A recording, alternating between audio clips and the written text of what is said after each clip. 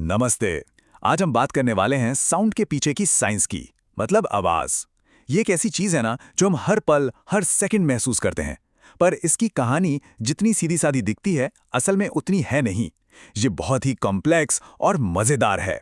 तो चलिए एक बहुत पुरानी फिलोसॉफिकल पहेली से शुरू करते हैं। सोचिए, अगर किसी जंगल में एक पेड़ गिरता है और उसे सुनने के लिए आसपास कोई भी नहीं है, तो क्या उससे कोई आवाज होती है? अब ये सवाल सुनने में तो बड़ा सिंपल लगता है, पर इसका जवाब उतना ही गहरा है। देखिए, इस पहेली का जवाब इस बात पर टिका है कि हम साउंड या ध्वनि को डिफाइन कैसे करते हैं। असल में इसकी दो परिभाषाएं हैं। एक है एकदम फिजिकल, मतलब फिजिक्स वाली। वो कहती है कि साउंड बस एक वेव है, एक तरंग है जो हवा में फैलती है। और दूसरी परिभाषा हमारे एक्सपीरियंस से जुड़ी है, मतलब वो सेंसेशन जो हमारा दिमाग उस वेव से बनाता है।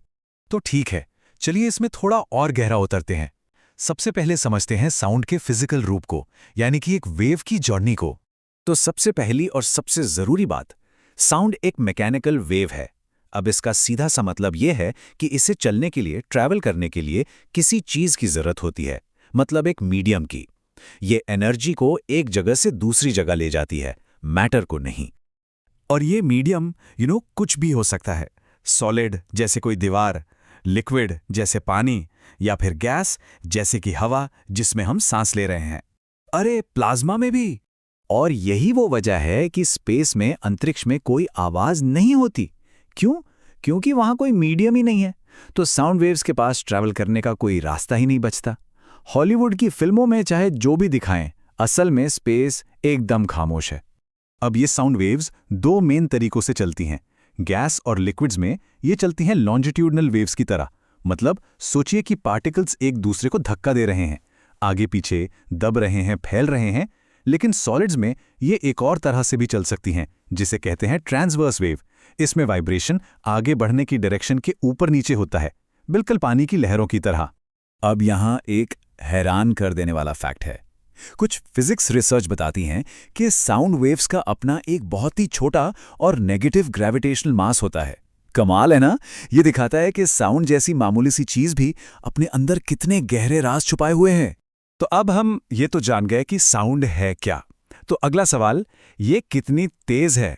और जैसा कि हम देखेंगे, इसका जवाब इस बात पर डिपेंड करता है कि ये ट्रैवल कहाँ कर रही है। ये देखिए, हवा के मुकाबले साउंड पानी में करीब 4 गुना तेज और स्टील में तो लगभग 17 गुना तेजी से चलती है।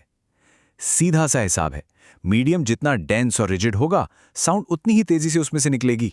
और पता है, साउंड की अब तक की सबसे तेज स्पीड कहाँ रिकॉर्ड की गई है? सॉलिड एटॉमिक हाइड्रोजन में, लगभग 36,000 मीटर प्रति सेकंड। ये हवा में इसकी स्पीड से 100 गुना से भी ज्यादा तेज है। तो ठीक है, हमने फिजिकल वेव को तो समझ लिया, पर ये वेव हमारे लिए आवाज बनती कैसे हैं? अब हम चलेंगे फिजिक्स से परसेप्शन तक के सफर पर। और ये फील्ड है साइको अकॉस्टिक्स की।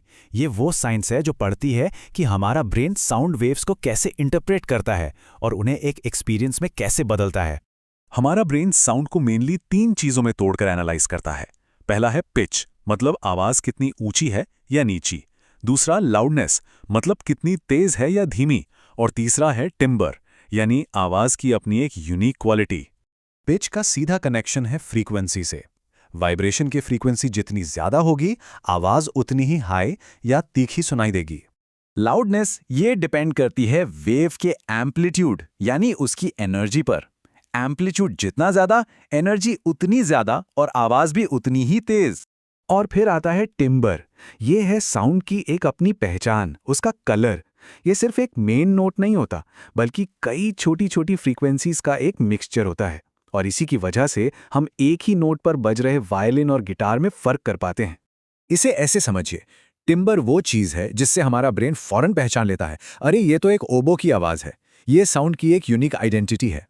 चलिए अब अपने सफर के आखिरी हिस्से पर चलते हैं और उस दुनिया में झांकते हैं जहां ऐसी आवाजें हैं जो मौजूद तो हैं, पर हम उन्हें सुन नहीं सकते। देखिए, आमतौर पर इंसान 20 हर्ट्ज से लेकर 20,000 हर्ट्ज के बीच की फ्रीक्वेंसी सुन सकता है।